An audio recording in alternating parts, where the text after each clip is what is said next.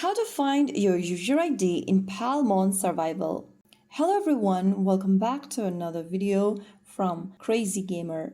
If you are looking for a way to find your user ID in Palmon Survival, then it is actually pretty easy. First of all, open the Palmon Survival game on your device and wait until you reach the main lobby. Once you're inside the home page, go ahead and click on your avatar button at the top left corner and it'll open up the Explorer info section. If you go to the bottom of your character, you'll see a user ID or UID option. Tap the copy button right next to UID in order to copy your user ID to your device's clipboard. Your user ID is a long string of numbers. This is your unique game identity.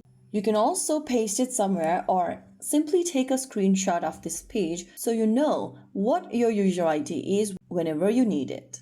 So there you have it. That's how you find your user ID in the game. You can safely use it for login supports, rewards, or linking your account. If you found the video helpful, don't forget to like, share, and subscribe to our channel.